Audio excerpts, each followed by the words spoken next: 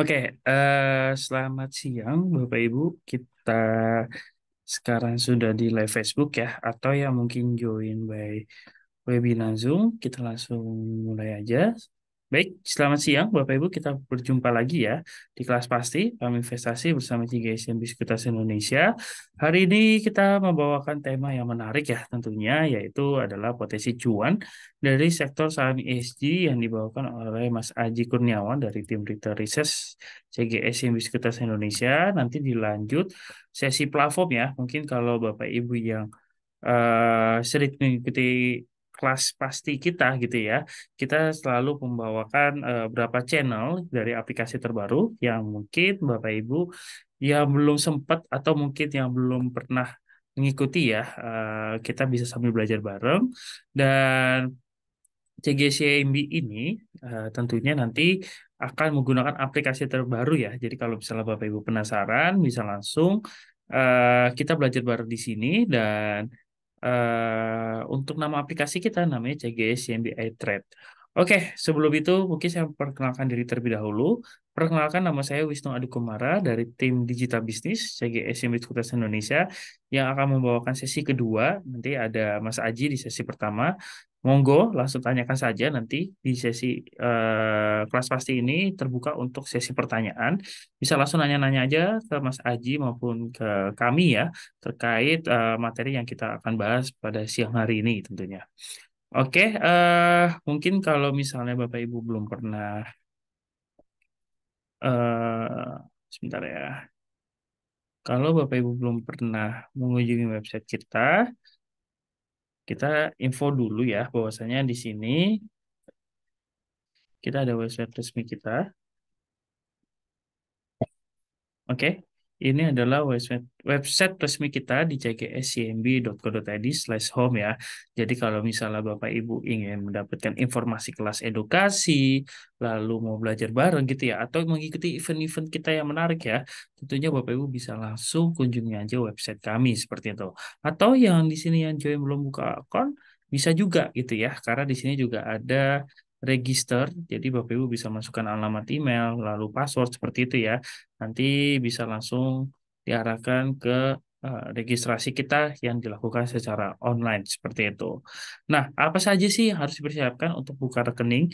Yang pertama adalah IKTP yang paling wajib ya, Bapak Ibu. Jadi hanya sekedar IKTP, Bapak Ibu bisa melakukan pembukaan rekening secara mudah dan 1 hari bisa jadi tanpa jika tidak ada kendala seperti itu.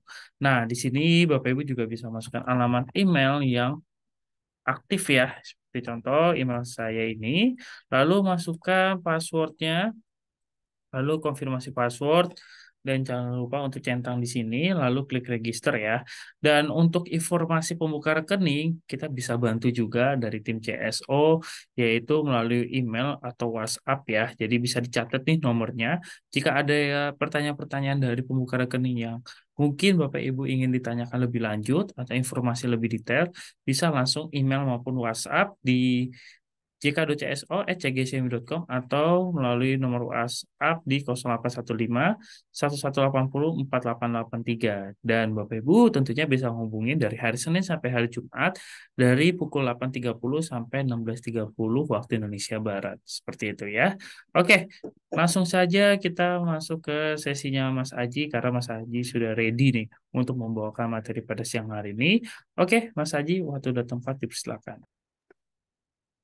Ya, selamat siang teman-teman semua. Kembali lagi di kelas pasti online bersama CGSMB Sekuritas Indonesia ya. Dan kita ada 2 sesi ya. Nanti tentunya teman-teman selain di sesi 1 ya, jangan kemana-mana karena ada sesi 2 ya. Teman-teman akan dikenalin tentang online platform ya dengan rekan saya oleh Wisnu. Dan tentunya di sesi 1 ini kita akan bahas tentang topik ya, bagaimana sih raih cuan dengan investasi sektor hijau ESG ya. Nanti kita akan obrolin, sharing-sharing bersama teman-teman semua. Dan tentunya teman-teman, perkenalkan nama saya Aji Kurniawan dari tim Retail Research CGI Sekuritas Indonesia. Silakan nih Sobat Genvest ya. Bapak Ibu yang online bersama kita baik yang di Facebook ataupun di Zoom ya. Ini silakan interaksi bisa bertanya lewat kolom Q&A ya ataupun komen tentunya apa aja yang terkait dengan materi yang kita bahas di siang hari ini ya. Nah, kita langsung aja nih teman-teman ya bahas. Nah, ngomongin tentang cuan nih teman-teman ya. Nah, tentunya itu nggak jauh-jauh ya dari yang namanya investasi. Nah, jadi sebelum ngomongin tentang ESG, kita akan ngobrol tentang bagaimana sih berinvestasi ya. Nah, bagi teman-teman yang udah punya aktif income nih dari bekerja ya. Nah, tentunya teman-teman untuk ke depan misalnya punya keinginan ya ataupun juga hal yang ingin diwujudkan di masa depan, teman-teman tentunya perlu banget nih yang namanya investasi ya. Nah, karena investasi ini salah satu bagian dari growth mindset supaya teman-teman di masa depan ya ini bisa terus bertumbuh, berkembang ya, terus bisa up level gitu ya teman-teman ya. Nah tentunya dari hal tersebut ya bisa membantu mewujudkan impian teman-teman. Nah mungkin kalau ditanya teman-teman masing-masing apa nih cita-citanya, impian yang ingin diwujudkan di masa depan. Nah, mungkin yang kemarin baru aja selesai ada konser nih ya, yang cukup heboh di Jakarta nih, teman-teman. Mungkin nextnya kalau ada yang ingin datang ke konser idola ya, nah tentunya juga itu perlu budget ya, beli tiket dan sebagainya ya. Nah, tentunya juga hal tersebut perlu nih diwujudkan, ataupun juga teman-teman ingin beli rumah ya ataupun juga ingin liburan, udah akhir tahun jenuh ya. Nah, tentunya juga hal-hal tersebut perlu budget ya, perlu anggaran keuangan yang tentunya untuk mendukungnya. Ataupun juga teman-teman ingin upgrade level dengan studi ya lebih tinggi, ataupun juga ingin membeli mobil impian ya. Jadi semua impian itu perlu biaya ya teman-teman. Oleh karena itu ya, hal tersebut harus kita pikirin sejak dini ya. Nah, tapi ngomong-ngomong tentang bagaimana kita menjadi pribadi yang lebih baik ya dengan memiliki growth mindset ya. Nah, tentunya kita berupaya mencari opportunity, peluang-peluang supaya kita menjadi pribadi yang lebih baik nih teman-teman ya, secara finansial ya. Nah, di mana growth mindset ini adalah bagaimana kita punya rasa optimis ya bahwa oh kita bisa menjadi pribadi yang baik, kemudian kita bisa meningkatkan taraf hidup kita ya dengan kita misalnya teman-teman join kelas pasti hari ini ya, kan teman-teman juga salah satu pribadi yang mempunyai growth mindset ya. Jadi kemampuan atau rasa ingin untuk berkembang terus-menerus ya dengan belajar hal yang baru ya, belajar ikut kelas pasti di online kali ini ya, supaya tahu gimana sih bisa mencari cuan, kemudian bisa mendapatkan passive income ya dengan berinvestasi. Nah, kemudian sebelum berinvestasi tentunya teman-teman butuh yang namanya modal ya. Nah tentunya gimana nih kalau misalnya keuangannya itu teman-teman amburadul. Nah tentunya nggak bisa ya teman-teman menyisihkan modal untuk berinvestasi. Nah, kalau ngobrolin tentang kondisi keuangan teman-teman gimana nih kondisi saat ini?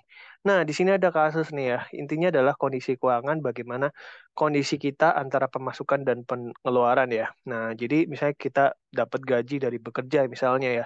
Nah, kira-kira yang dihabisin dibelanjain berapa nih? Kira-kira apakah jumlahnya sama besar ya ataupun lebih kecil ataupun lebih rendah nih? Nah, tapi mungkin yang menjadi kendala adalah kalau misalnya pengeluaran kita itu boros, lebih tinggi daripada pemasukan ya. Nah, tapi mungkin kalau pengeluaran kita lebih besar, biasanya kita mungkin dengan berhutang nih untuk bisa memenuhi apa yang kita inginkan belanjakan. Tapi mungkin apa yang kita belanjakan, apa yang kita beli dan sebagainya tentunya itu berbeda-beda nih ya. Jangan sampai mungkin yang kita keluarkan ya dibela-belain kita beliin itu hanya untuk hal-hal yang konsumtif, hal-hal yang kurang berfaedah nih teman-teman ya. Nah, mending kalau nggak perlu-perlu banget ya, penting-penting banget untuk kita belanjain, mending ya nggak perlu untuk kita belanjain, kita beli ya, mending uangnya kita sisihin untuk hal-hal yang lebih bermanfaat untuk bisa mewujudkan impian teman-teman di masa depan. Nah, ngobrolin tentang pemasukan nih. Nah, tentunya kalau bilang pemasukan dan pengeluaran ya, nah itu jangan sampai si pengeluarannya lebih besar nih teman-teman ya. Jadi minimal itu pemasukan sama besar dengan pengeluaran ataupun lebih baik lagi nih ya, pengeluaran kita lebih kecil nih. Nah, pemasukannya lebih banyak. Nah, tentunya kalau pemasukan kita lebih banyak ya, lebih banyak lagi nih yang kita mungkin bisa pergunakan untuk hal-hal yang lebih bermanfaat di masa depan.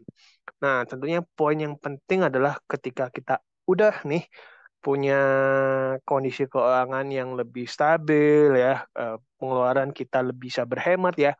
Nah, yang harus disecure apa sih diamankan adalah dana darurat nih teman-teman ya. Nah, besarannya berapa ya? Nah, jadi secara relatif ini em, minimal ya dari beberapa konsensus para ahli finansial ya, finansial literasi ya, minimal ini bisa mengamankan ketika ada hal-hal yang tidak terjadi, misalnya kita kehilangan pekerjaan, tidak mempunyai sumber penghasilan ya. 6 bulan pertama ya di masa periode itu kita bisa memenuhi kebutuhan keperluan pribadi bulanan nih teman-teman ya. Nah, kalau kemudian dana darurat ini udah kita amankan, kemudian juga dari segi utang kita juga harus bisa mengaturnya ya. Nah, jangan sampai ya semakin tambahnya umur ya, utang kita makin banyak. Nah, tentunya kalau utang-utang itu makin banyak, apalagi sifatnya konsumtif ya, itu akan menghambat ya dari segi kondisi keuangan kita lebih berat ya, karena harus nyicil utang nih ya, nyicil tiap bulan kebanyakan tentunya ada kebutuhan yang lain harus dipenuhi ya. Nah, tentunya itu akan menjadi beban ya yang terus-menerus ya akan kita bawa di masa depan. Nah, lebih baik utang kita dikelola ya, boleh berhutang tapi tentunya bisa dikurangi ya, bisa dikurangi, kemudian juga utang-utangnya bisa dipilih secara selektif ya. Mungkin yang cenderung konsumtif untuk belanja dan sebagainya, hedon-hedon itu dikurangi. Mungkin kalau hutang untuk modal usaha ya, meningkatkan pendapatan, nah itu juga boleh ya teman-teman ya. Asal yang jelas kita mampu ya, jangan sampai kita berhutang tapi kita nggak mampu membayarnya. Nah, kemudian juga jangan lupa untuk teman-teman menyisihkan ya sisanya ya kalau pemasukannya lebih untuk berinvestasi ya supaya cuan tadi bisa mewujudkan impiannya teman-teman di masa depan ya.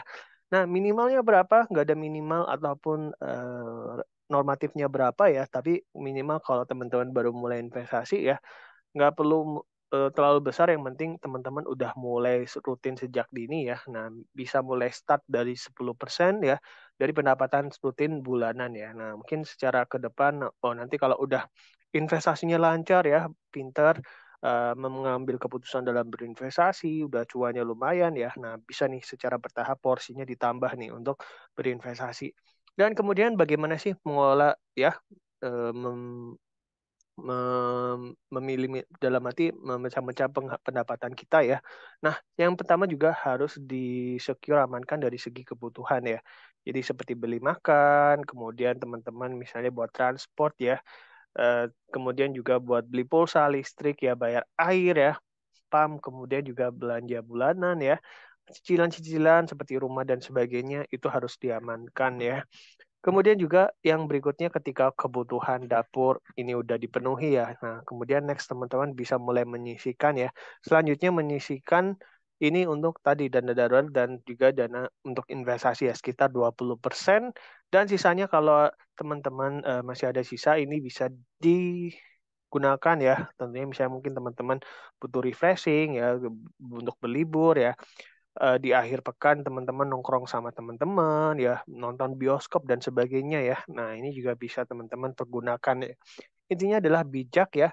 Tentunya utamakan yang wajib ya. Nah, kemudian juga sisihkan untuk berinvestasi. Nah, sisanya ya kalau ada keinginan bolehlah kita penuhi beberapa. Intinya jangan terlalu memaksakan kalau kita nggak mampu ya. Utamakan dulu kebutuhan, baru di masa depan kita sisihkan ya untuk investasi modalnya. Nah, kemudian investasi penting. Kenapa? Karena tentunya nggak selamanya seumur hidup kita terus-menerus bekerja nih, teman-teman ya. Tentunya bertambahnya usia ya, kita juga keterbatasan fisik dan sebagainya ya, yang membuat kita mungkin ya akan mencapai batas pensiunnya nanti misalnya mungkin di sekitar umur di atas 55 ya. Nah, tentunya teman-teman kalau nanti udah nggak bekerja nih teman-teman, dan Bapak Ibu semua, nah modal dari sumber penghasilannya ya untuk membiayai kehidupan sehari-hari itu kira-kira dari mana nih? Kalau kita nggak mulai mikirin ya dana tabungan untuk pensiun contohnya ya. Nah, oleh karena itu penting banget ya teman-teman untuk mulai sejak dini berinvestasi ya. Nah, jadi ketika udah misalnya nanti pensiun nih teman-teman nggak perlu pusing Bapak Ibu ya. Karena tentunya udah sejak dini, sejak muda nih, udah nabung ya dengan hasil investasinya. Jadi tentunya sah juga nih teman-teman ya kalau investasi ini berfaedah ya. Karena berfaedah, kenapa enggak kalau kita jadikan sebagai gaya hidup. Nah, gaya hidup yang baru nih teman-teman ya dari dengan berinvestasi. Dan next tentunya financial planning ya. Tadi bagaimana kita kalau teman-teman bekerja seperti saya dapat penghasilan setiap bulan sebagai karyawan ya. Nah, teman-teman bisa menjaga cash flow-nya lancar ya. Nah, tadi dibagi-bagi nih alokasinya ya untuk kebutuhan rumah di secure terlebih dahulu kalau udah kesyukur ya. Kemudian dana darurat, beda investasi kemudian dialokasikan lagi untuk teman-teman misalnya untuk ketika pengen berlibur dan sebagainya ya untuk dana pendidikan anak ya.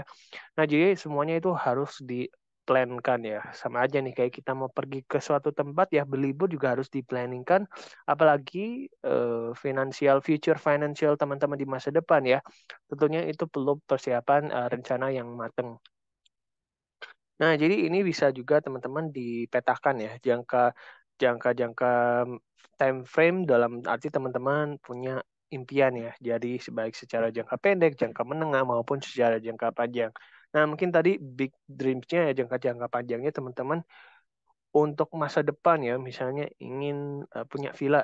Nah, kalau nanti pensiun. Nah, itu juga bisa plankan secara dini ya, kemudian juga dari jangka waktu pendek bisa liburan ya, teman-teman bisa ingin pergi ke suatu tempat atau nonton konser dan kemudian jangka menengah ya yang perlu modal ataupun hasil yang besar seperti teman-teman mungkin ingin beli mobil impian ya ataupun dan yang lainnya ya. Jadi semua itu harus direncanakan dan tentunya harus punya target nih teman-teman ya, punya tujuan yang ingin dicapai.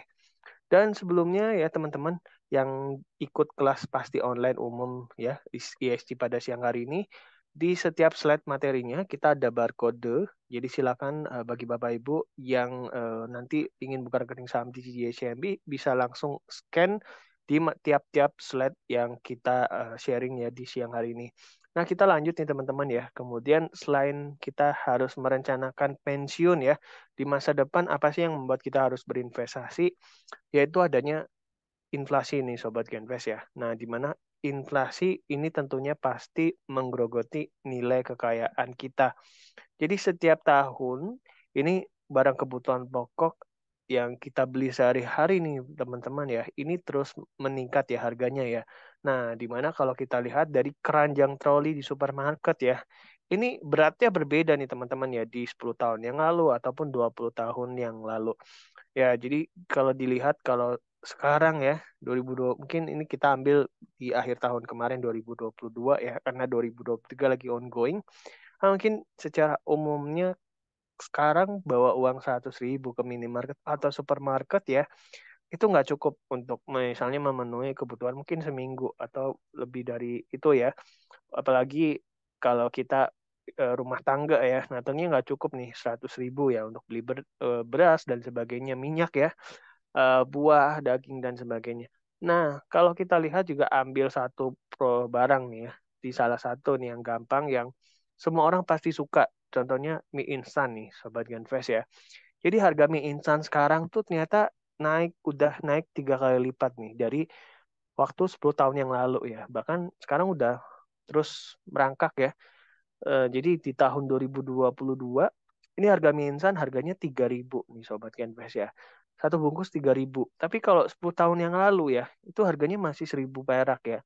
1.000 perak, 10.000 kita jalan kaki ke supermarket, minimarket ya, dekat rumah kita, udah bisa bawa 10 bungkus nih teman-teman ya. Kalau sekarang mungkin 10.000 mungkin udah cuma bisa dapat 2 sampai 3 ya. Nah, tergantung Indominya, mie instannya itu udah lagi diskon atau enggak nih ya. Biasanya kalau hari-hari tertentu ada diskon ya. Wah, beli beli berapa cuma harganya 2.000 berapa ya. Nah, itu teman-teman ya. Ini konsep sederhana yang menggambarkan oh ternyata dari waktu-waktu ya secara nggak kita sadari uang kita itu nurun nih teman-teman ya. Nah, juga pertanyaannya adalah ketika nilai barang itu merangkak naik nih, Sobat Genvest ya. Nah, uang kita ikut naik apa enggak? Nah, kalau enggak ikut naik ya, nah waspada nih ya. Nah, kita akan semakin miskin nih teman-teman ya oleh adanya inflasi. Jadi kesimpulannya apa nih teman-teman ya? Inflasi itu nggak bisa dilawan.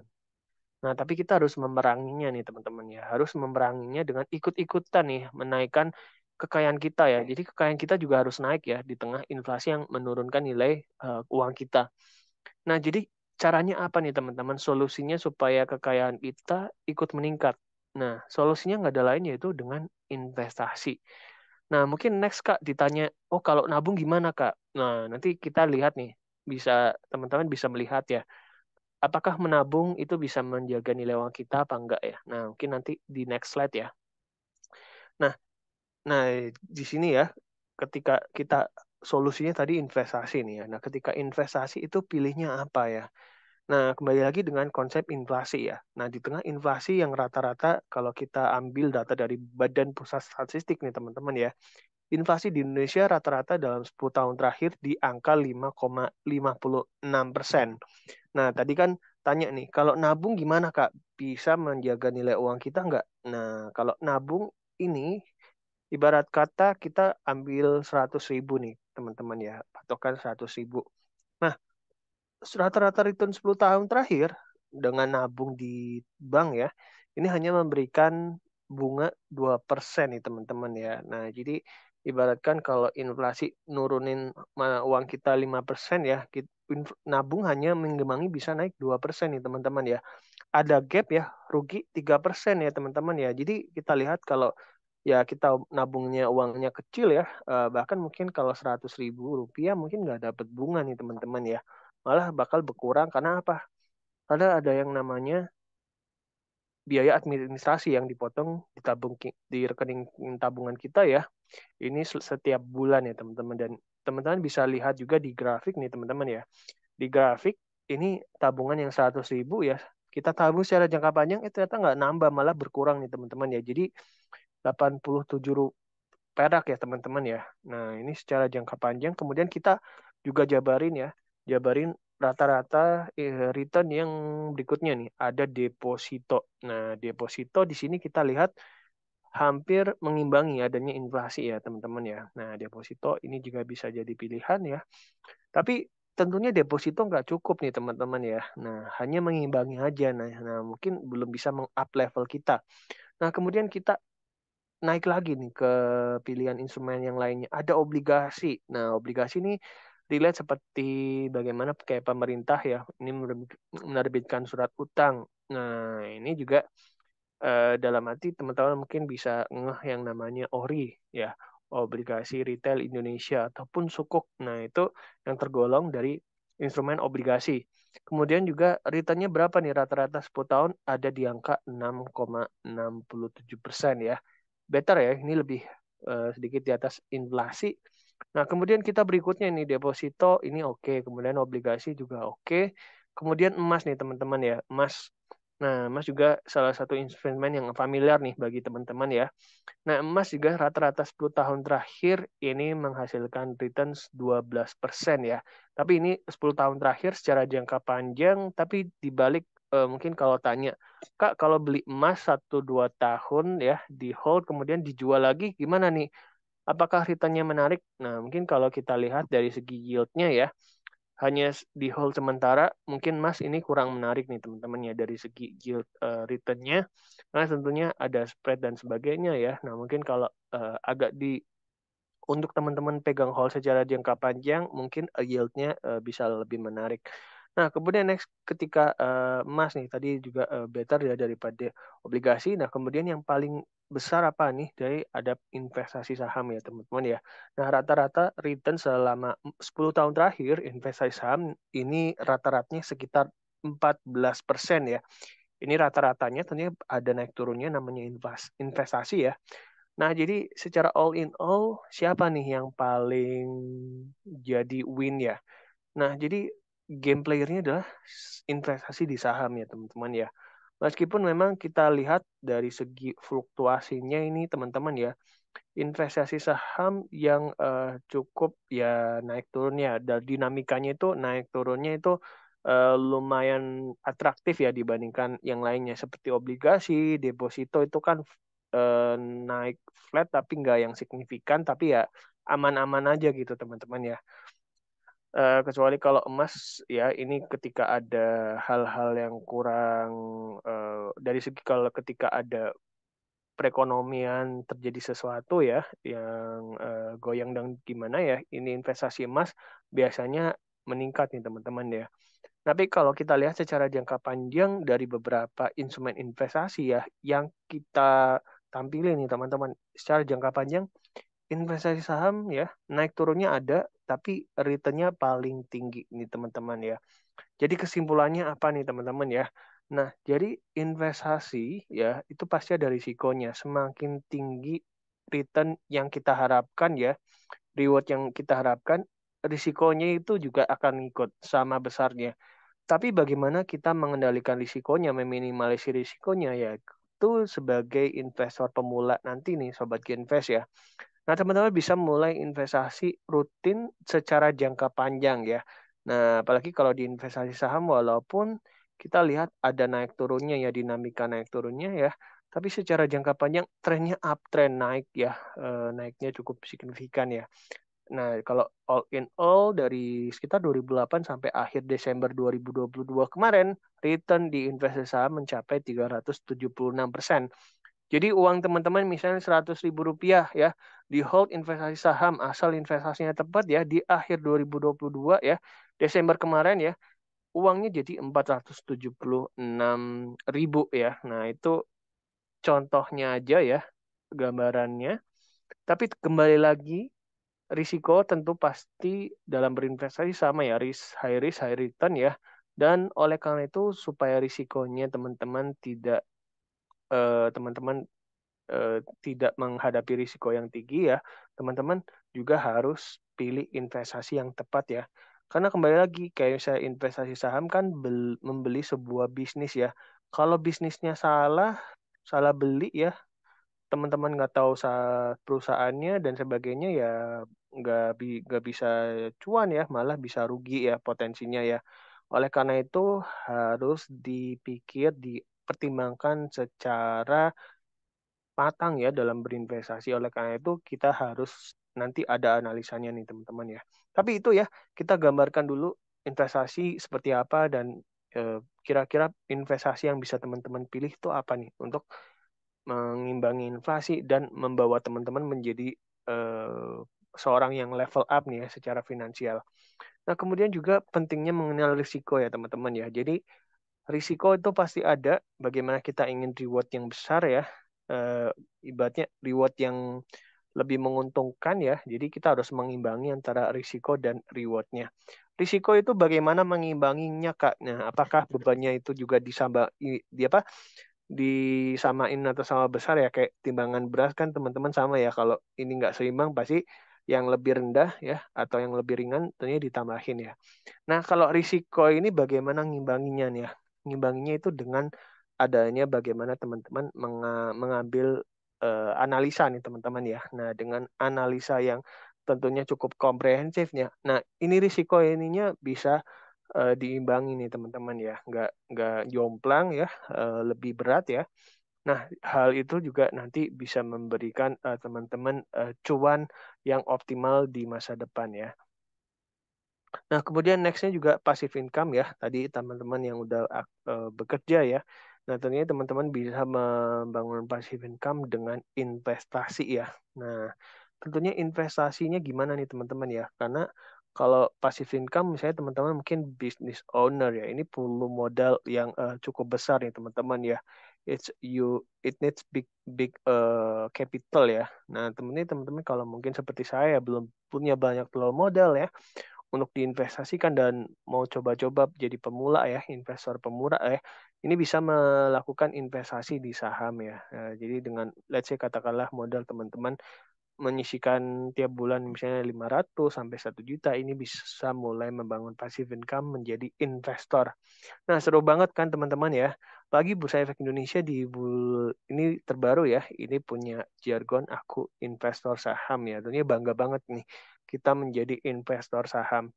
Nah, kemudian yang berikutnya kita mengingatkan nih Sobat Genpes dan teman-teman ya, yang ada pertanyaan ini silahkan langsung aja bisa diketikin di kolom komen ataupun di Q&A yang ada di Zoom ya, ataupun juga yang di Facebook ya. Dan yang berikutnya adalah gimana nih kalau kita mulai investasi nih Kak, apa yang harus dilakukan dan apa yang nggak boleh ya. Nah mungkin yang red flag dulu nih teman-teman yang nggak boleh dilakukan ya. Nah yaitu investasi pakai dana utang ya. Nah di mana kalau pakai dana utang ya, itu tentunya uangnya sifatnya panas nih teman-teman ya. Karena apa? Karena utang punya datu tempo ya. Belum lagi kalau utang investasi kita mungkin terjadi koreksi ataupun sahamnya lagi turun ya. Nah, tentunya bikin hati kita menjadi panas nih teman-teman. Oh, gimana nih? Mungkin bulan depan, minggu depan ini udah jatuh tempo ya, malah sahamnya mungkin lagi koreksi ya. Nah, oleh karena itu investasi itu jangan pakai dana panas ya, tapi teman-teman pakai uang dingin ya. Nah, uang dingin itu di mana uang yang nggak nganggur ya, uang yang nggak dipakai untuk biaya kebutuhan sehari-hari, buat beli beras, bayar uang sekolah dan sebagainya ya. Dan nextnya juga jangan all in dalam beli saham ya. Jadi teman-teman ini bisa diversifikasikan ke beberapa instrumen yang berbeda ya, risiko berbeda ya, bisnis yang berbeda dan tentunya dalam menganalisis ini menggunakan analisa fundamental ya. Ini bagi melihat secara kinerja keuangan dan juga secara historis pergerakan harga saham dengan analisa teknikal ya. Dan nextnya tentunya kalau kita bahas gimana nih analisanya ya. Nah tentunya ini nggak akan cukup ya. Mungkin dulu 10 SKS. Tapi tentunya teman-teman jangan khawatir ya. Mungkin yang belum tahu gimana sih menganalisis fundamental ataupun teknikal. Nah, nanti bagi Sobat Genvest yang udah jadi nasabah dari JCMB, bisa belajar bareng bersama kita tentang analisa fundamental dan teknikal di kelas pasti. Tapi ini kelas pastinya khusus nasabah ya, makanya teman-teman Sobat Genvest jangan lupa untuk nanti join ya di CJCMB. Nah, link joinnya udah ada ya di barcode di masing-masing slide. Jadi teman-teman tinggal scan aja untuk bisa jadi nasabah dari CJCMB dan nanti kita akan seru-seruan bareng belajar baik fundamental, teknikal, ataupun materi-materi tematik yang lainnya ya. Kita lengkap ya. Jadi silahkan Sobat Genvest langsung aja ya daftar di jadi nasabah dari CJCMI dan mungkin kalau teman-teman yang belum join boleh berinvestasi, ayo diajak juga ya. Biar rame-rame kita menjadi orang yang growth ya dan bisa level up ya di masa depan. Dan next udah tahu nih investasi gimana ya, harus bagaimana mengalokasikannya ya. Yang tentunya adalah teman-teman harus membatasi juga ya. Tadi harus ingat tahu diri bahwa harus membedakan ya apa yang benar-benar butuh dipenuhi ya ataupun hanya untuk keinginan semata ya. Karena long term goals-nya adalah teman-teman ingat tadi ya tujuan dalam berinvestasi kita masing-masing. Next-nya juga untuk kita bisa lebih lebih lancar nih dalam arti perjalanan finansial kita ya. Tentunya hutang yang memberatkan itu bisa dipangkas ya. Dan next-nya selangkah tapi pasti ya kita mulai menginjakkan kaki, mulai berinvestasi ya sejak dini dan rutin dan tentunya dilakukan secara jangka panjang ya. Perlahan namun pasti satu persatu impian kita bisa terwujud. Nah, investasi saham itu gimana sih, Kak? Nah, investasi saham sama aja nih, teman-teman ya. Kayak kita beli sebuah bisnis. Ya, jadi kayak misalnya kalau bisnisnya kita bagus ya, barang produk jasa yang kita ditawarkan enak ya, orang banyak beli, banyak konsumsi, ya tentunya perusahaan kita, ya usaha kita juga laris manis ya, teman-teman ya. Omsetnya meningkat, meroket, dan tentunya para pemegang saham juga kipas-kipas cuan nih, teman-teman ya. Ya, jadi contohnya ini KCG ya. Nah, ini KCG ini punya ide bikin kedai kopi ya, kedai kopi yang merakyat banyak orang suka ya. Harganya murah meriah lagi. Nah, jadi tapi perlu modal nih. KCG punya uang 1 juta, modalnya yang diperlukan sekitar 8 juta untuk beli peralatan, beli kopi, beans, ya kemudian juga untuk sewa tempat dan sebagainya ya. Nah, ini Pak KCG ini punya akal ya, nawarin ke orang lain nih yang mau jadi pemegang saham atau berinvestasi nih ya ke kedai kopinya KCG ya. Nah, singkat cerita punya nih ada 7 orang yang mau ikut join nih ya, jadi pemegang saham ya, masing-masing kasih 1 juta ya. Jadi udah genep nih 8 juta ya. Nah, kemudian KCG mulailah running running bisnis kedai kopinya dan singkat cerita nih teman-teman ya, karena tadi warungnya merakyat ya, banyak orang yang beli, kemudian juga ya orang-orang pada cerita, oh ini kedai kopinya enak gitu ya. Nah, tentunya juga di siang-siang hari gini juga minum kopi bikin mata kita ngejreng ya, mata kita melek ya.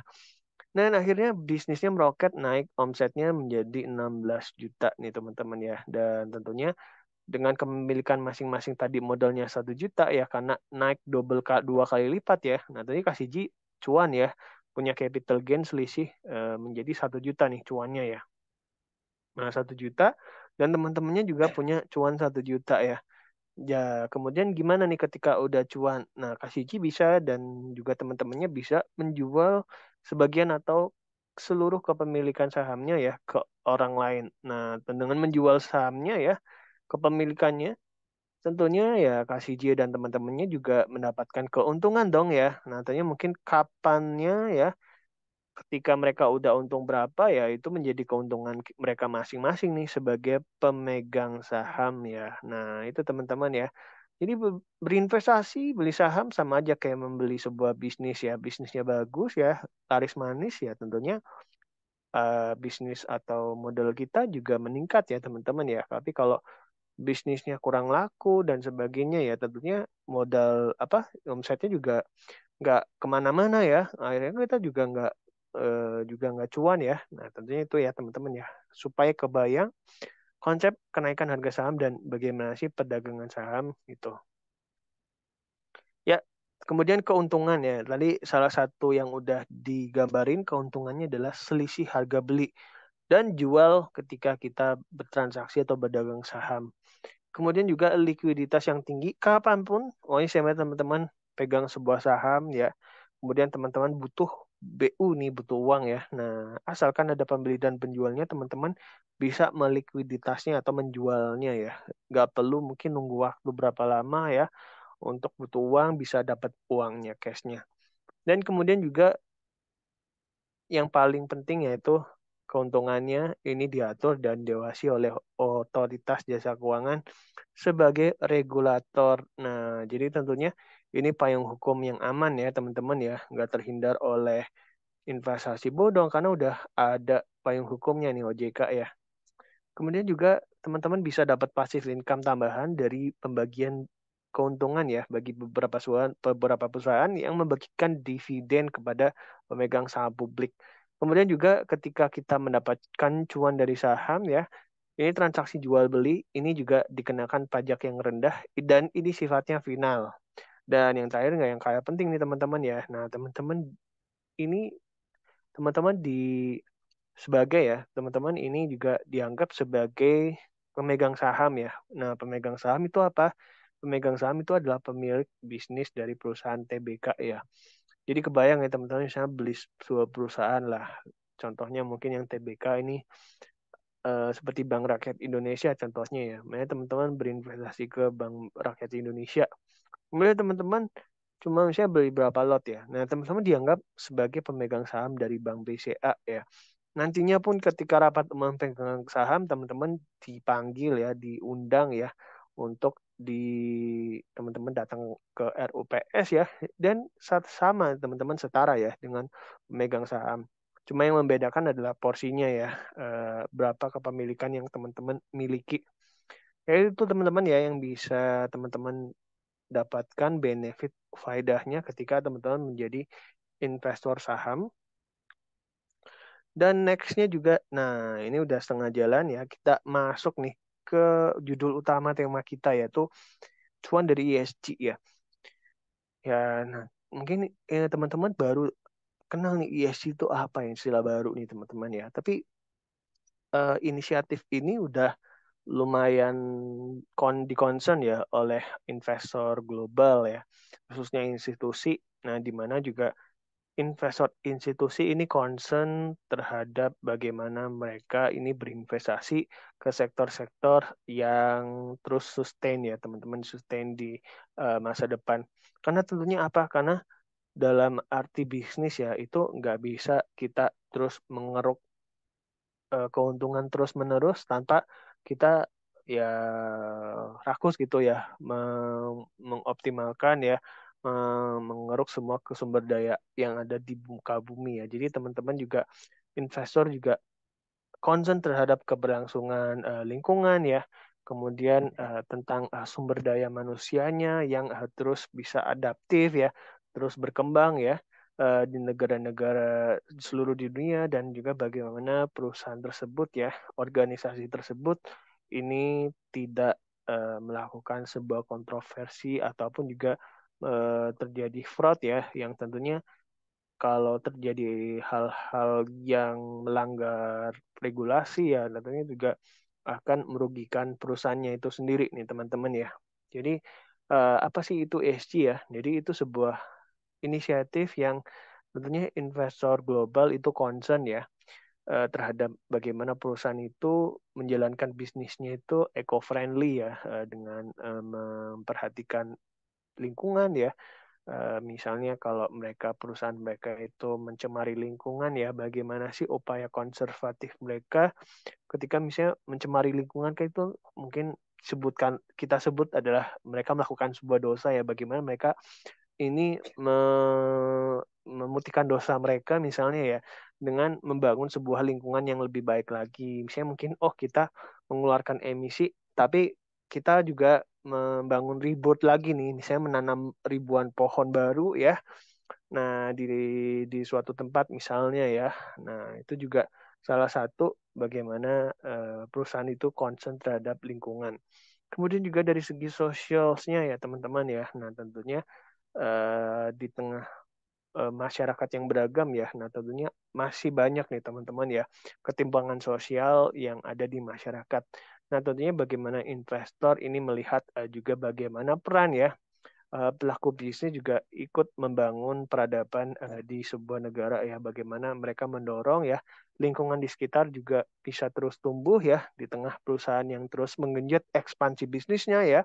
Kemudian juga tidak lupa bagaimana perusahaan itu menjalankan tata kelolanya secara transparan ya, kemudian tidak melakukan hal-hal yang kontroversial ya. Nah, tentunya bisa terus comply dengan apapun kebijakan yang pemerintah ya lakukan.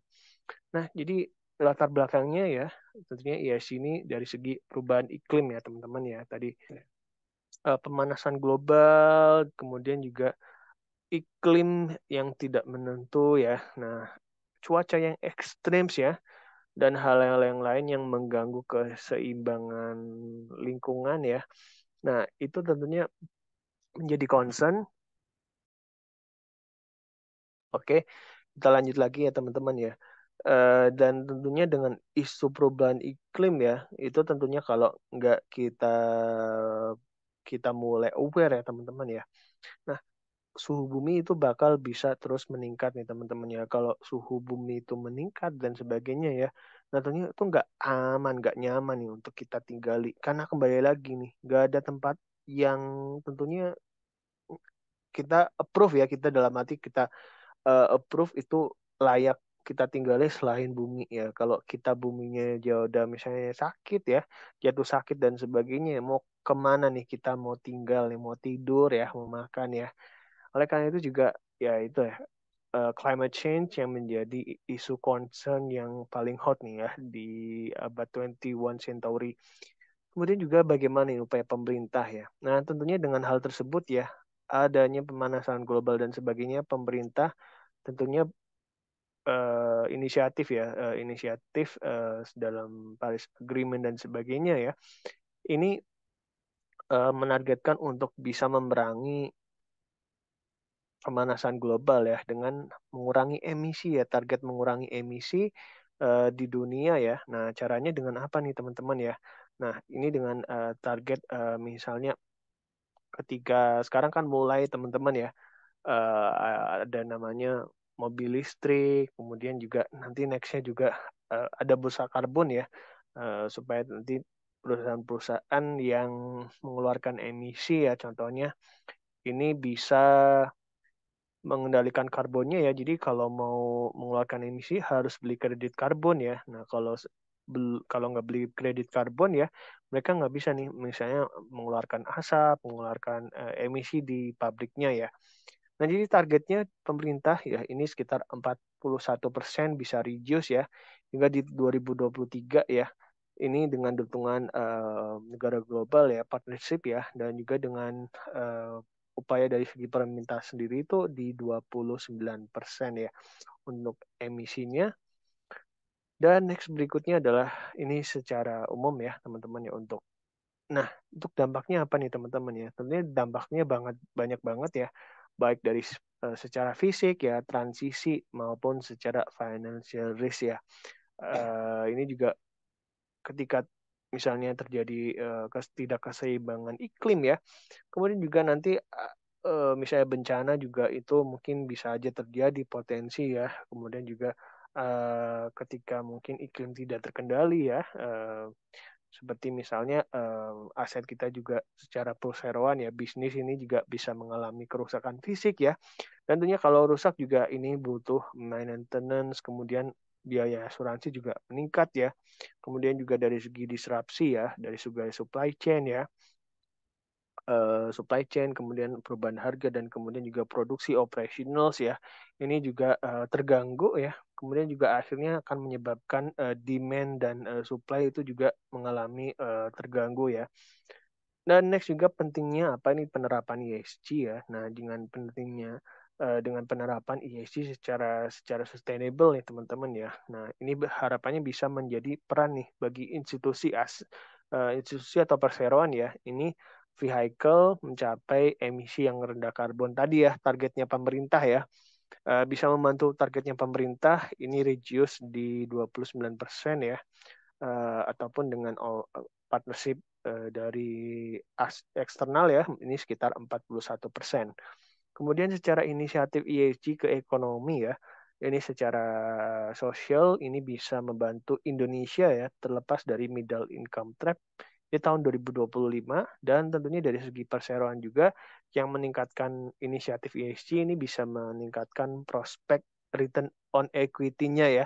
Ibaratnya bisa meningkatkan omsetnya lah teman-teman ya. Dan tentunya laporan ESG kegiatan-kegiatannya bisa teman-teman peroleh ketahui di mana ya. Nah, ini bisa teman-teman download di Sustainability Report. Judulnya Sustainability Report ya. Jadi Bursa Efek ini udah mendorong nih perusahaan-perusahaan TBK ya. Jadi harus melaporkan ya Sustainability Report ya. Dalam setahun terakhir itu apa aja nih yang dilakukan nih perseroan ya dalam mengkonservasi lingkungannya secara sosial maupun juga inisiatif secara governance-nya terkelola dengan baik. Nah, kemudian juga mendorong value creation ya teman-teman ya. Nah, ini survei dari McKinsey ya. Jadi dengan penerapan ESG impact-nya ya, ini positifnya 63% ya. Nah, negatifnya ini sekitar 8%, tapi lebih banyak hijaunya ya finding positifnya dibandingkan yang negatifnya. Kemudian juga apa sih yang menghubungkan connecting ESG pilar impact-nya lah ya.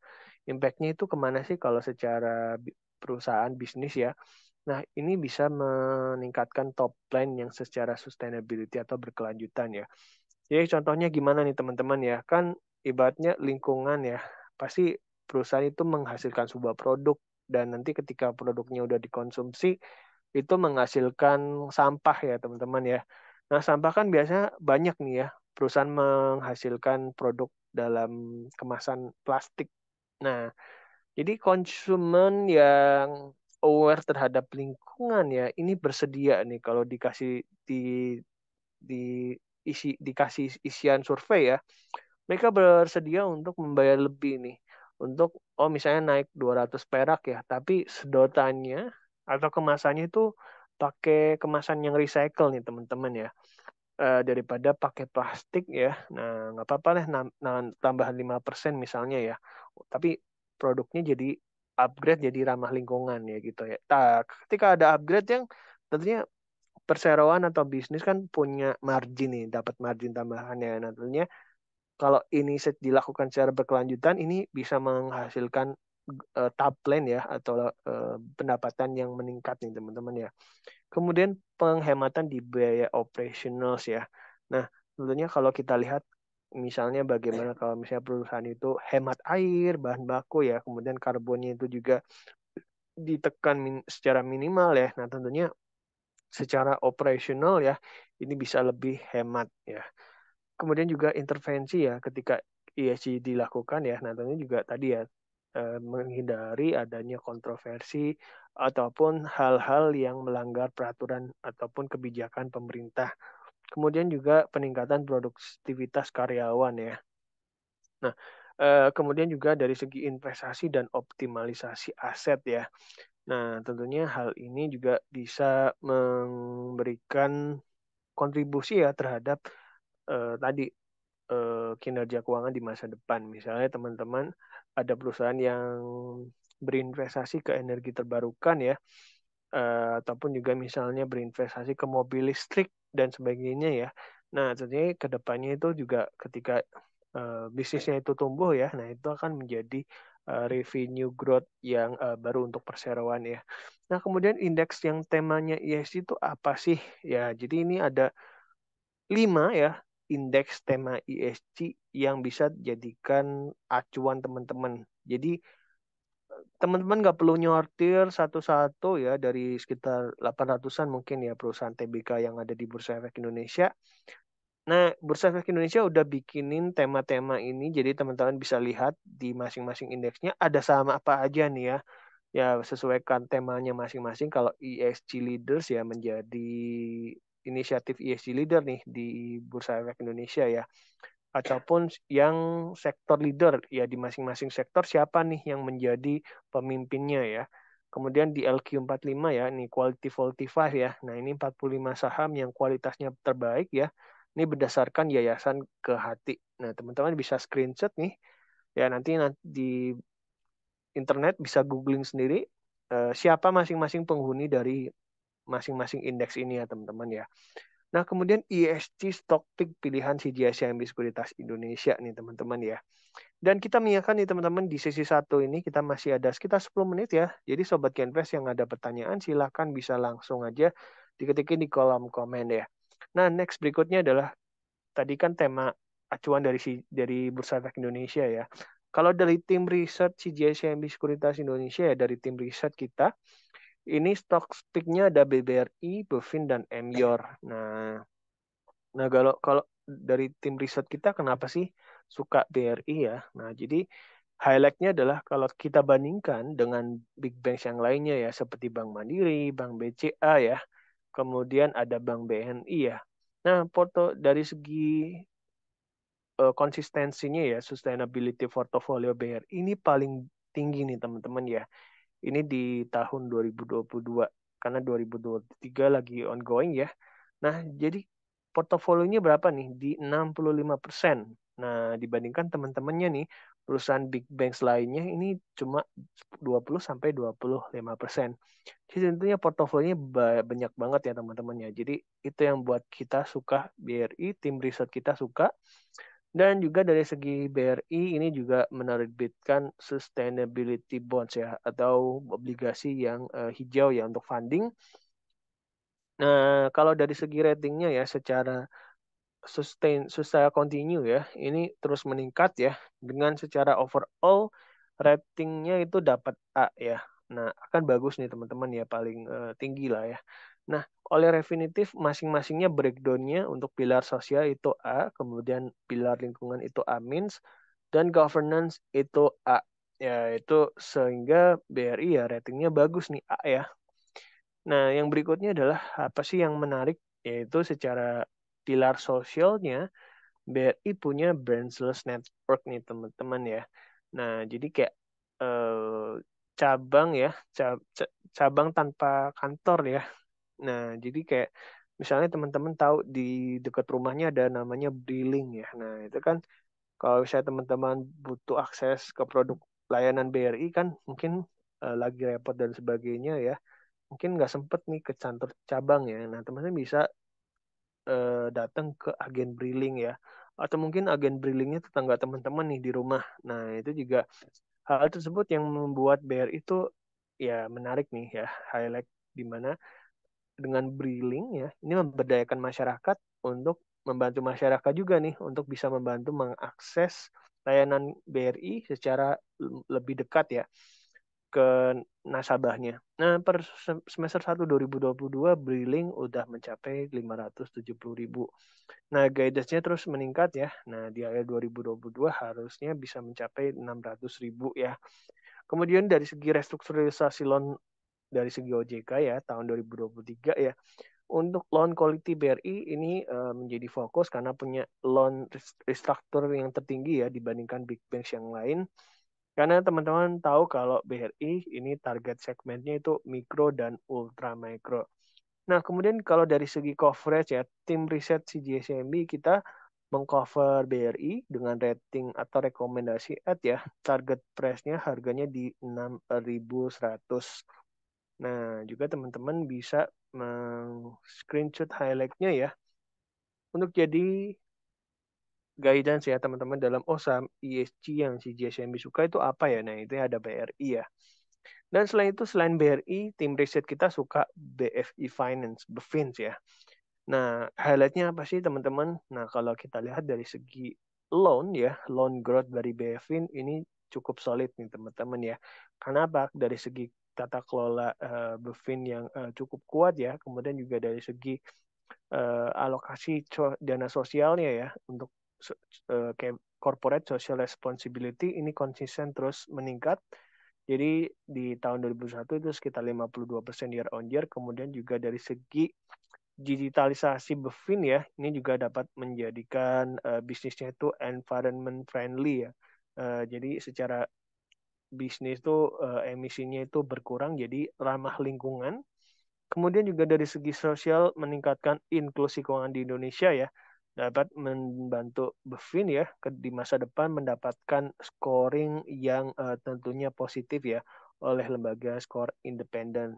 Nah, itu alasan dari tim riset kita ini menyukai BEFIN ya sebagai topik di saham sektor ESG. Dan yang berikutnya yang terakhir adalah Mayora nih Sobat Genvest ya. Nah, ESG highlight-nya adalah Mayora ini tentunya mengaplikasikan sustainable practice ya di keseluruhan proses operasional produksinya. Jadi mulai dari pengadaan bahan baku ya, kemudian produksinya, kemudian hingga pengemasan packaging-nya ya. Nah, jadi dari segi operasional sendiri, MYOR ini melakukan mengurangi nih, mulai mengurangi penggunaan plastik, tapi belum bisa sepenuhnya ya, tapi minimal adalah upayanya udah mulai reduce nih plastik. Nah tentunya ke depan semakin ke depan tentunya dengan berkurang ya. Nah tentunya nanti bisa lepas nih dari ketergantungan plastik ya.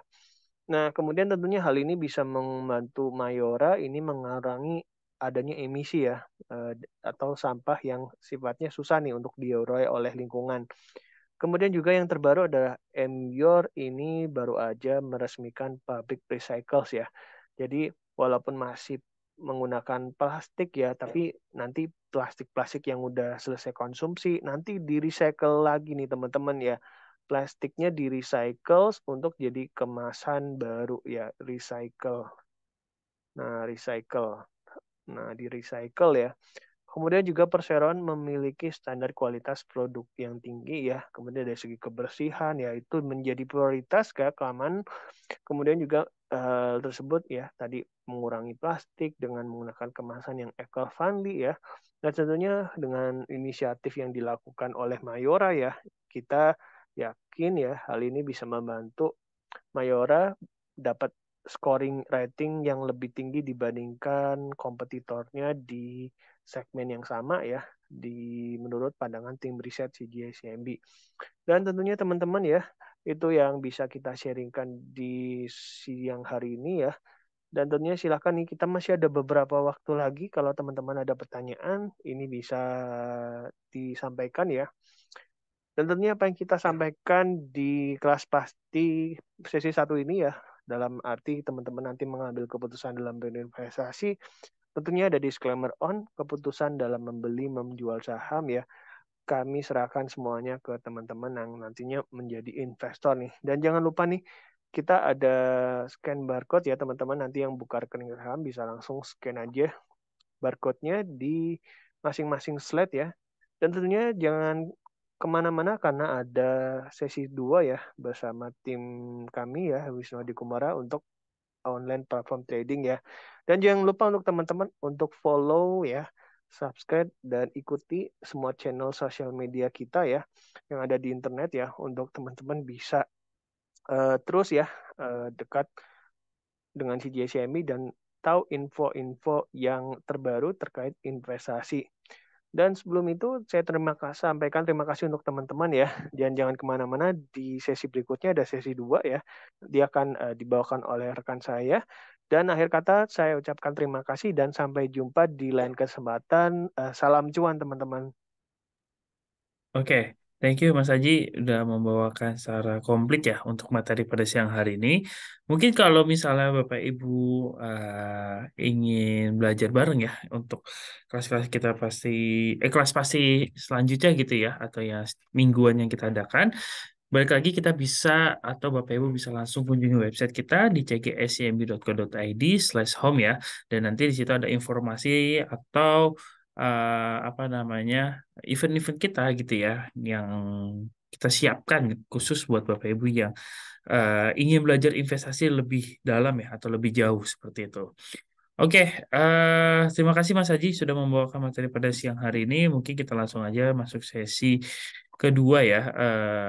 Kita di sini akan membahas online trading ya. Yang pertama ini adalah kita membahas dari sisi eh, website dulu ya. Jadi kita akan membahas versi web. Jadi kita belajar basic aja. Kita belajar simple gitu ya. Karena di sini pasti umum. Jadi kita belajarnya mungkin sedikit eh apa ya dasar ya untuk cara jual belinya seperti itu. Oke, di sini kita coba masukkan password ya. Nah, ketika yang join pada siang hari ini yang sudah registrasi ya, nanti akan mendapatkan user ID seperti ini. Oke, nanti akan mendapatkan apa namanya user ID beserta password ya, dan nanti tinggal masukkan saja passwordnya dan bisa di remember me di sini ya. Nah, remember me ini untuk nge-save untuk user ID Bapak Ibu sekalian seperti itu. Oke, kita lanjut login.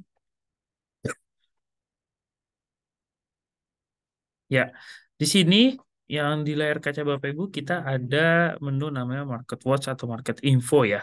Jadi yang ditampilkan di sini adalah ada 4 order book yang kita bisa lakukan beli dan jual dan beserta running trade gitu ya.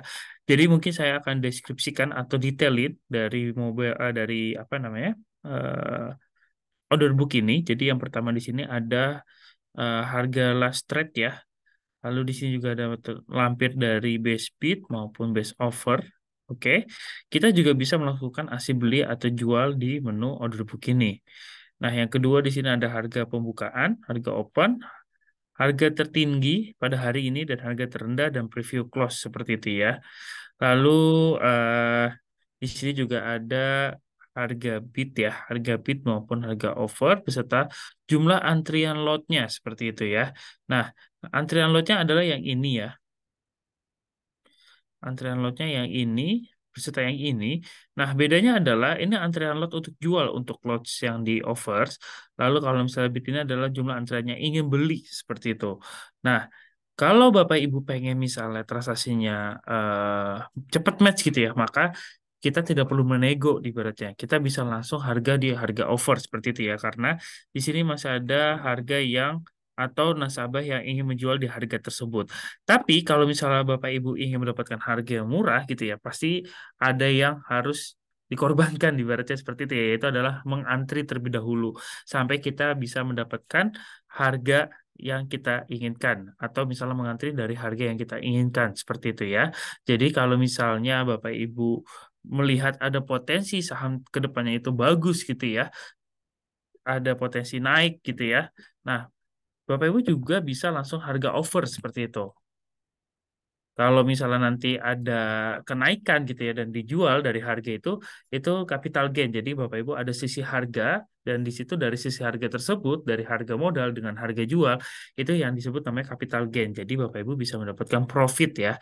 Jadi kalau misalnya eh, sudah membeli dan masuk di portofolio dan kita belum jual, tapi itu namanya unrealized profit sebenarnya. Jadi kalau misalnya benar-benar sudah tereksekusi namanya sudah terrealisasi profitnya seperti itu. Nah, kalau misalnya kita mau beli harga yang lebih murah, tentunya bisa gitu ya, karena kita pengen mendapatkan selisih harga yang cukup signifikan kalau emang saham tersebut naik gitu. Sebagai contoh misalnya Bapak Ibu misalnya di Porto mendapatkan harganya 35-30 gitu kan. Nah, pastinya Bapak Ibu akan mendapatkan selisih harga ketika dijual di 35-90 gitu ya. Jadi sudah mendapatkan berapa persen dari keuntungan seperti itu. Nah, di sini juga kita bisa melihat ada 4 saham yang sudah kita siapkan gitu ya, atau Bapak Ibu bisa menyeting sendiri nantinya.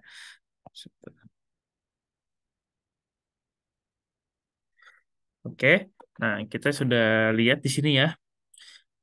Kita bisa langsung eksekusi beli dan jual. Lalu di sini kita juga bisa memasukkan saham-saham yang ingin kita masukkan di sini.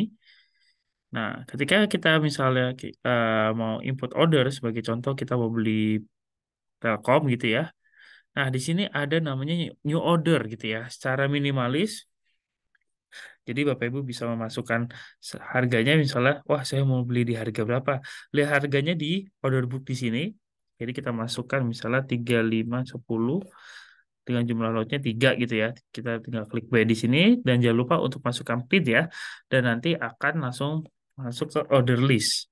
Nah, sebagai contoh kita coba order ya. Kita coba mau beli di harga 103.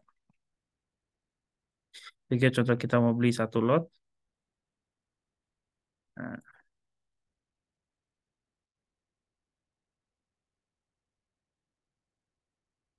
kita konfirmasi order di sini. Oh, prosesnya salah. Sebentar ya.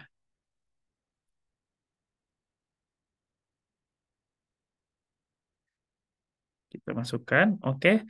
Di sini ada namanya order list ya. Nah, kalau kita lihat di sini, nah ini ada saham bumi yang tadi kita input. Nah, statusnya open gitu ya. Karena kita masih mengantri, kita belum match ya antara pembeli dan berjual sama investor itu belum bertemu. Jadi statusnya masih open seperti itu. Nah, bagaimana kalau misalnya kita mau cancel transaksi tersebut? Gampang. Jadi, kalau di menu order list ini, kita bisa meng-cancel atau merubah harganya. Nah, tadinya kita di harga 103 kan? Nah, kita coba rubah menjadi di 105 sebagai contoh ya. Kita amin di sini. Nah, di sini sudah berubah menjadi price-nya di 105 di sini. Price-nya menjadi 105 seperti itu. Nah, kalau untuk cancel, kita bisa klik withdraw di sini, kita cancel, maka statusnya menjadi withdraw seperti itu. Oke, jadi kita bisa melakukan aksi beli dan jual di menu Market Watch. Lalu di sini kita juga bisa menampilkan apa namanya? Sebentar ya. Ini agak sedikit nge-lag. All stock ya. Jadi kita bisa menampilkan di sini all stock. Jadi Bapak Ibu bisa search by kode emiten kira-kira sama apa aja yang mau ingin dilihat gitu ya. Di sini kita menampilkan last trade, last quantity-nya juga kita tampilkan, bid lots-nya juga kita tampilkan, bid maupun over dari segi price dan over lots-nya di sini kita tampilkan. Dan keseluruhan lots-nya di sini juga ada value, bahkan cash map. Kita bisa melihat net buy dan net sell seperti itu. Jadi kita bisa melihat dari volume gitu ya, atau kenaikan atau penurunannya, kira-kira kita bisa melihat berapa persen yang masuk untuk beli maupun jual berdasarkan persentase di sini gitu ya. Jadi ini sangat membantu sekali untuk mengambil keputusan atau menganalisa dari saham tersebut. Kita lihat berapa persentase yang uang yang masuk atau net buy atau berapa yang uang yang keluar atau net sell seperti itu ya dalam bentuk persentase seperti itu. Lalu di sini juga ada global market summary.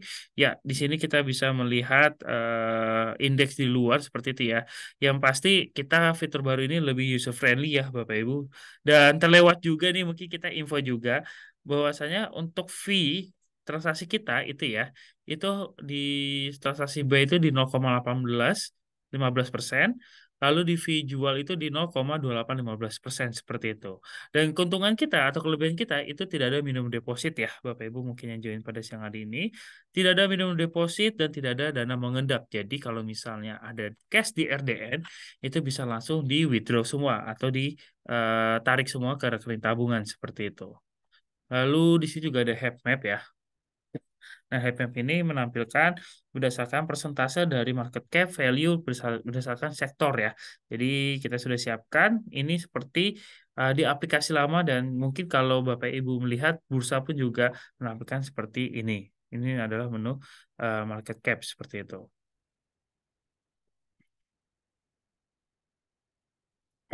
Oke, di sini di menu trade lalu washer trading ada 4 menu yang ditampilkan. Yang pertama adalah market watch, yang kedua ada new order, yang ketiga ada order list, conditional order ya, lalu akan summary dan portofolio seperti itu. Mungkin kita akan bahas satu-satu ya, Bapak Ibu. Jadi kalau market watch itu sama seperti yang di menu sebelumnya di market watch di sini atau di all stock di all stock ya itu sama seperti itu. Lalu yang kedua di sini ini adalah order book yang Bapak Ibu bisa lakukan aksi beli maupun aksi jual seperti itu ya. Jadi kita bisa menggunakan new order ini dan kita juga bisa menggunakan conditional order. Nah, conditional order ini adalah auto buy dan auto sell yang Bapak Ibu bisa lakukan secara otomatis ordernya terkirim by system seperti itu. Caranya bagaimana? Kita misalnya sebagai contoh menggunakan saham bumi. Sebagai contoh, ini aksinya misalnya sebagai contoh jual ya. Misalnya kita melihat saham bumi ini di saat ini di harga 112. Kita memiliki portofolio misalnya sebagai contoh di harga 100. Kita pengen jual di harga 120. Oke? Kita input dulu di harga 120 dengan satu lot. Lalu kondisinya kita pilih last price. Ini kondisinya itu untuk kita order kita terkirim secara otomatis. Lalu kita menggunakan greater than ya. Jadi kalau misalnya kita coba input di harga 115, jadi eh, di harga 115 atau di atas 115 gitu ya, order kita langsung terkirim seperti itu. Nah, itu untuk acuannya ya. Jadi kalau misalnya ada greater than, less than, atau equal, jadi kalau less than itu adalah di bawah 115 atau 115, itu order kita langsung terkirim. Di ibaratnya untuk profit itu ya take profit ataupun stop loss seperti itu. Nah, ini tergantung Bapak Ibu pengen menggunakannya untuk apa?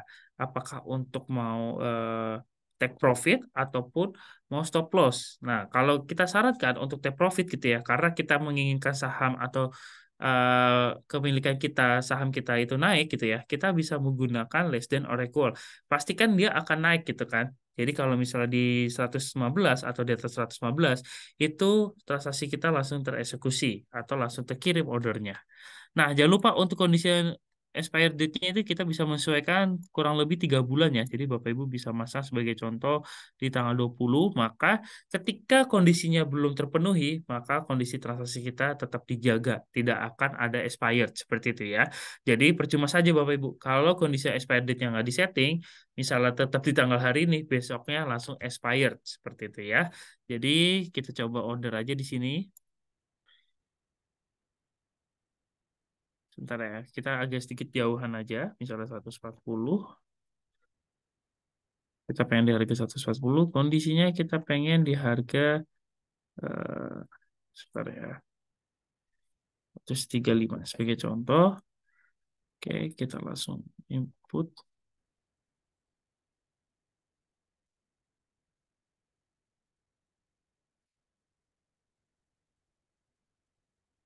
Nah, kalau misalnya kita lihat di sini di kode conditional order list, itu statusnya pending trigger ya, karena kondisi yang kita pasang tadi harganya belum terpenuhi seperti itu. Nah, ketika tadi kita sudah memasang last rate-nya, kita sesuaikan gitu ya, eh misalnya tadi di 135, ketika last rate-nya sudah di 135, maka order saham buminya bukan menjadi pending trigger, maka menjadi trigger seperti itu. Oke, jadi di sini nanti statusnya akan berubah. Tapi kalau misalnya tadi kita nggak menyeting dari expired date-nya, maka status di sini menjadi expired seperti itu Bapak Ibu. Oke, di sini juga ada order list ya. Nah, order di sini dari aksi jual beli kita yang mungkin sudah match atau ke reject dan lain sebagainya akan menampilkan di sini. Di sini juga ada order value modal kita, ada net value itu sudah sama fee seperti itu ya.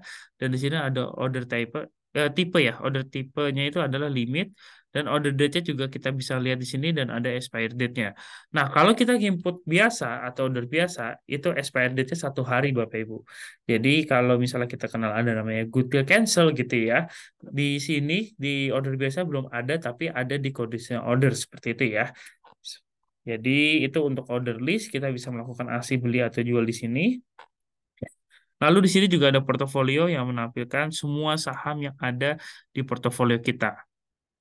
Nah, di sini juga kita bisa melihat dari persentase keuntungan kita ya atau market value-nya atau cost yang kita modalin juga terlihat di sini.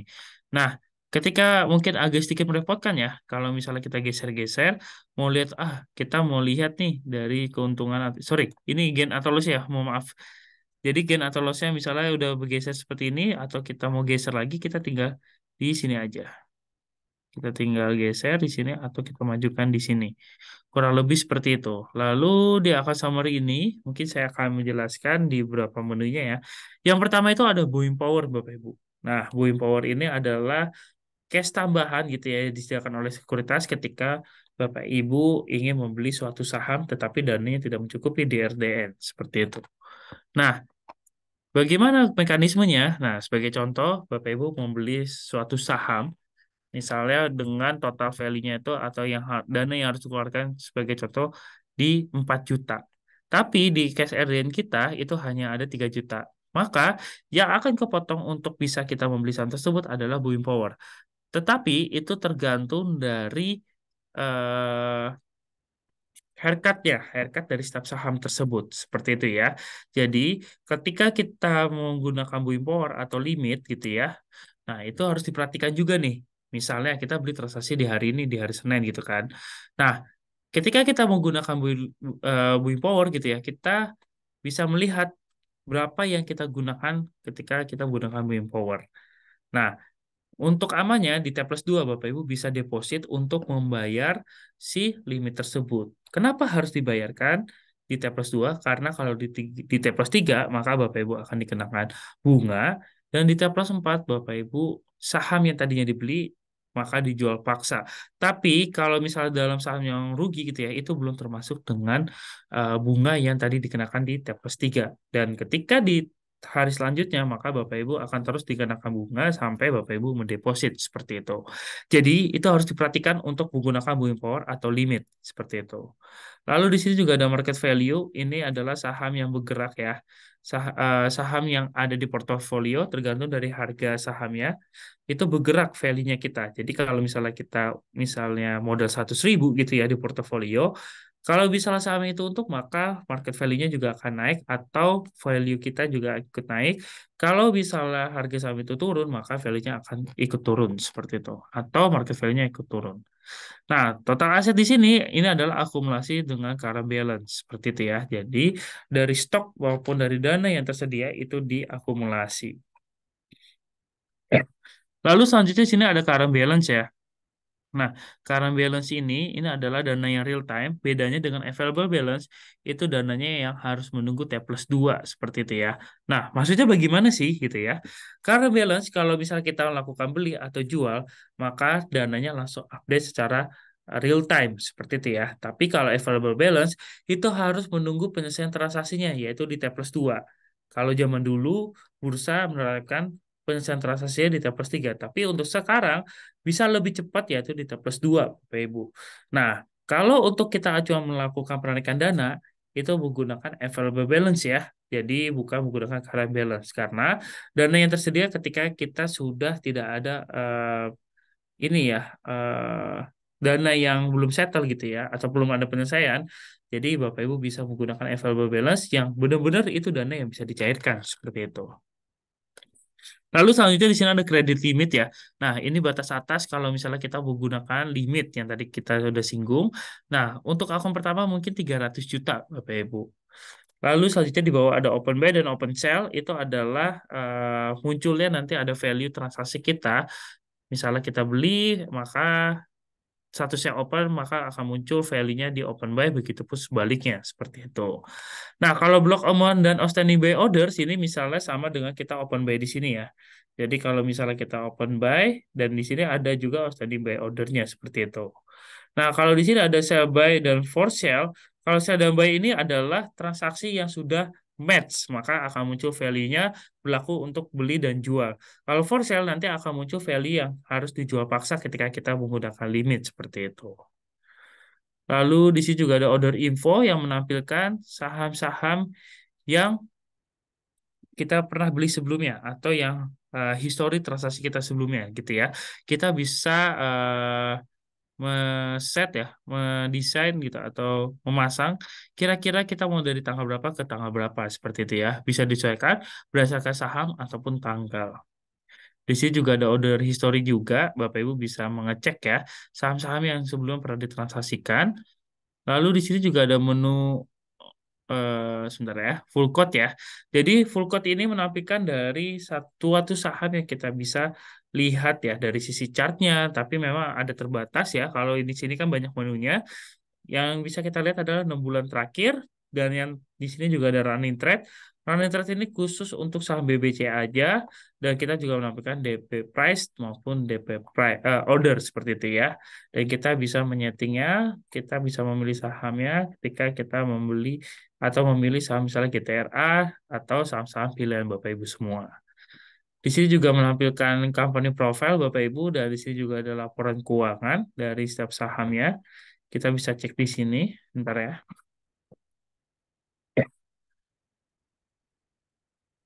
Nah, kita bisa cek di sini. Dan di sini data marketnya kita tidak dikenakan biaya, Bapak Ibu ya. Jadi ini benar-benar gratis. Jadi tidak ada biaya tambahan untuk data market yang kita sajikan atau kita tampilkan di sini. Lalu di sini juga ada top stock ya. Kita bisa melihat dari top gainers maupun top loser. Aktivitas yang dari yang cukup signifikan ya berdasarkan lots itu juga kita tampilkan frekuensi maupun value seperti itu. Lalu di sini ada client info. Nah, ini kita bisa melakukan penarikan dana ya. Kita bisa melakukan penarikan dana di sini. Dana ready kita ada di 73.000. Nah, agar dananya masuk di hari yang sama, Bapak Ibu bisa menginput sebelum jam 9.30 ya. Karena kalau di atas jam 9.30, maka kita akan proses di hari bursa selanjutnya. Ya, kalau sebagai contoh di hari Jumat, maka diprosesnya di hari Sabtu. Seperti itu. Sorry, di hari Senin. Lalu kita di sini juga ada news, lalu di sini juga ada chart ya, Bapak Ibu. Jadi kita sajikan chart di sini yang tentunya bisa bikin Bapak Ibu nyaman ketika menganalisa teknikal seperti itu. Dan di sini kita juga sudah siapkan dua tema ya, dua tema, tema gelap dan tema terang di menu setting ini. Lalu kita juga ada change password, kita bisa merubah dari passwordnya saja, PIN-nya saja, atau keduanya seperti itu ya. Jadi ini sangat membantu Bapak Ibu untuk bisa merubah secara cepat. Kalau misalnya PIN dan passwordnya mau diganti secara bersamaan seperti itu. Oke, mungkin itu saja Bapak Ibu. Ada yang ingin ditanyakan sebelum kita tutup?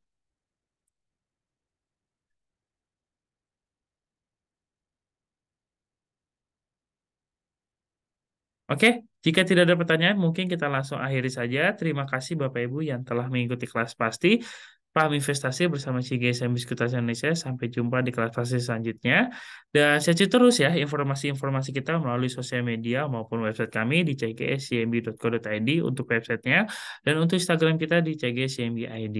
Terima kasih Bapak Ibu dan selamat siang yang telah mengikuti kelas pasti dan sampai jumpa di kelas pasti selanjutnya.